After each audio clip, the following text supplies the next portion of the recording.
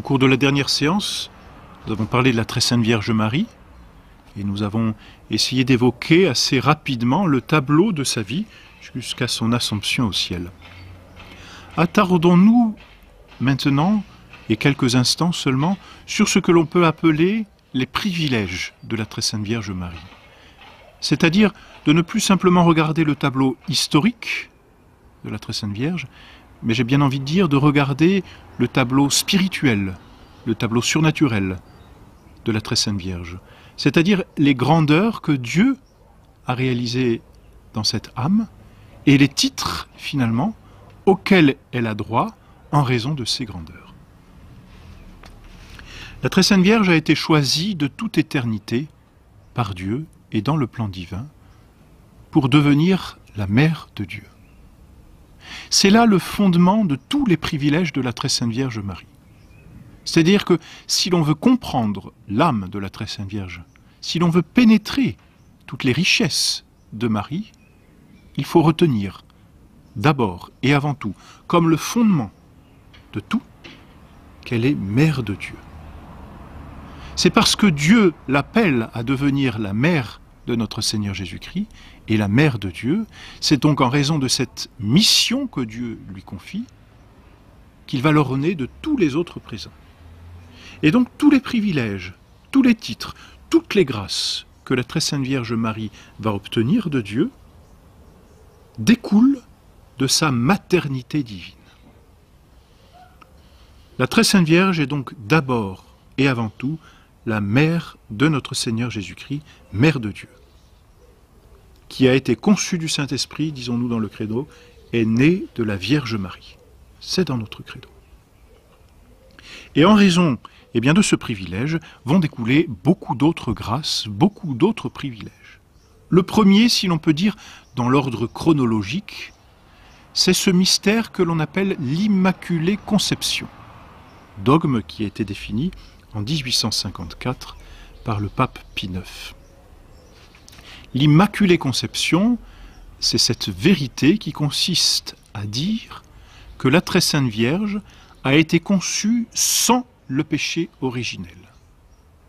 Nous avons vu, il y a quelques semaines, qu'après la chute de nos premiers parents, Adam et Ève, toute l'humanité, en raison de la descendance d'Adam et en raison de ce péché qu'Adam avait commis comme tête de l'humanité, eh bien toute l'humanité avait contracté et continue de contracter cette souillure que l'on appelle le péché originel, comme une dette qui se transmet de génération en génération.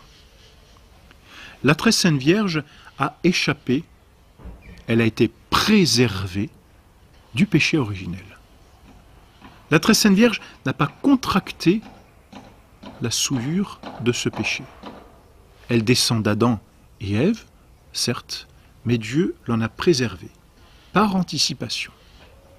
Elle a été rachetée par Dieu, mais par anticipation, c'est-à-dire en prévision de son rôle unique dans l'histoire de l'humanité, rôle par lequel elle devait devenir la mère de Dieu. Ainsi donc, jamais l'ombre du péché n'a effleuré l'âme de la très sainte Vierge. Jamais la très sainte Vierge n'a connu le péché. Elle n'a pas été souillée. Elle est immaculée dans sa conception, elle est immaculée dès sa conception. Immaculée, c'est un mot latin qui signifie immacula. Macula, c'est la tache, qui est sans tache. Et de ce fait, la très sainte Vierge n'a jamais connu le péché, ou commis plus exactement le péché. Son âme est restée pure et sans tache, et continue de le rester au ciel désormais. Premier privilège donc de la très sainte Vierge, c'est l'Immaculée Conception.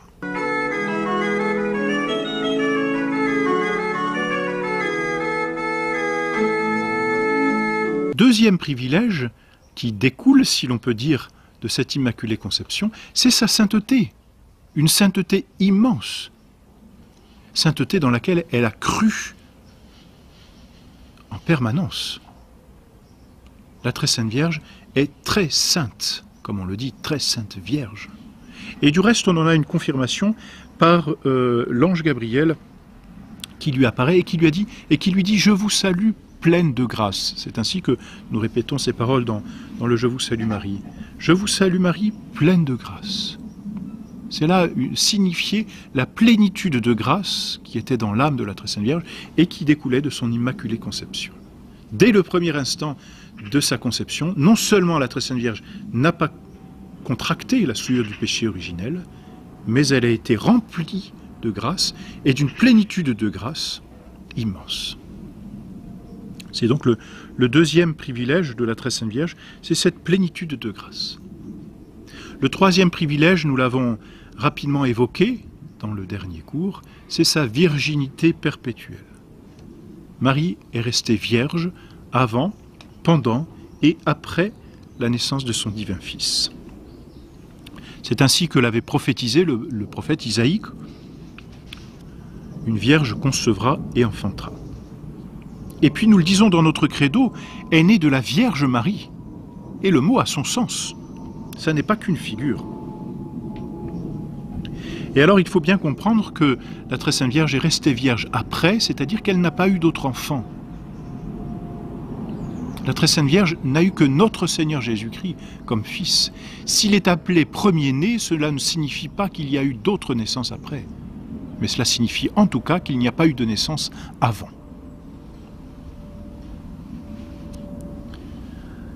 Ensuite, privilège que nous avons aussi évoqué la dernière fois, en raison de la sainteté éminente de la Très Sainte Vierge, en raison du fait que la Très Sainte Vierge n'a jamais contracté la souillure du péché originel, eh bien, elle a eu ce privilège de monter au ciel avec son corps et son âme. C'est l'Assomption.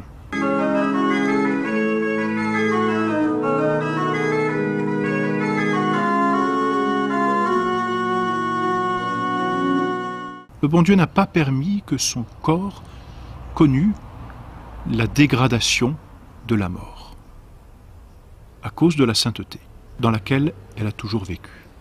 La Très Sainte Vierge est donc montée au ciel. Et là, au ciel, elle règne comme une reine.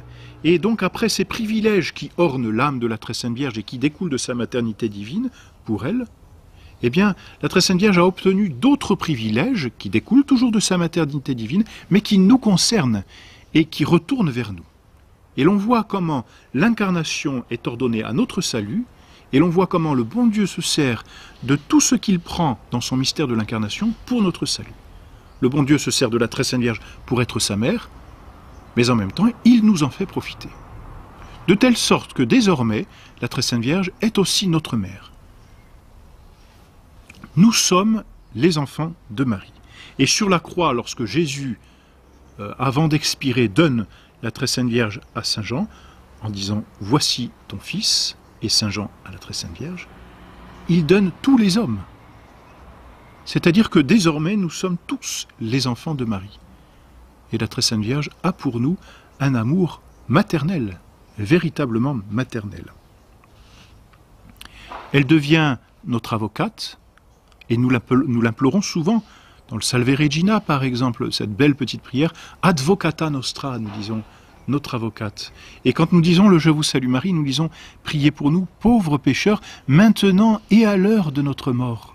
Et ce et à l'heure de notre mort sous-entend qu'au moment de notre mort et de notre comparution, nous l'invoquons déjà pour qu'elle reste et qu'elle soit notre avocate la plus précieuse lorsque nous comparaîtrons devant le juge éternel. Elle est donc notre avocate et elle viendra nous défendre au moment de notre mort. Autre titre de la Très Sainte Vierge, qui n'est du reste pas défini comme un dogme, c'est sa médiation, médiatrice. Médiation signifie être au milieu. On dit dans le langage français, on parle de médium d'ailleurs. Alors ça n'est pas dans ce sens que la Très Sainte Vierge est médiatrice, mais médium est un mot latin qui signifie milieu. Et la Très Sainte Vierge, comme dit saint Bernard, est comme le cou par rapport à la tête. C'est-à-dire que notre Seigneur Jésus-Christ est la tête qui contient toutes les grâces, et puis toutes ces grâces descendent dans le corps, et nous appartenons au corps de notre Seigneur Jésus-Christ, selon l'image que donne saint Paul dans ses épîtres. Et la Très Sainte Vierge est le cou, c'est-à-dire que toutes les grâces que notre Seigneur fait pleuvoir sur nos âmes passent toujours par la Très Sainte Vierge. Et en ce sens, elle est médiatrice de toutes les grâces. Du reste, inversement, toutes nos prières passent aussi par la Très Sainte Vierge. Et enfin, elle a un autre titre qu'on lui donne très volontiers, bien sûr, et qui n'est pas défini non plus de foi, c'est qu'elle est co-rédemptrice. Alors, entendons bien ce terme délicat, elle n'a pas accompli le mystère de la rédemption. Dieu seul, Jésus-Christ seul est notre Rédempteur, mais elle est co-rédemptrice en ce sens qu'elle a voulu s'unir par ses souffrances intérieures à la rédemption que notre Seigneur nous a acquise sur la croix. Stabat Mater. C'est la très sainte Vierge se tenait là, debout, au pied de la croix. Et intercédait pour nous, se faisait déjà notre avocate à ce moment. Voilà donc pour les quelques privilèges, il y en a bien d'autres bien sûr, mais les principaux privilèges que l'on attribue à la très sainte Vierge.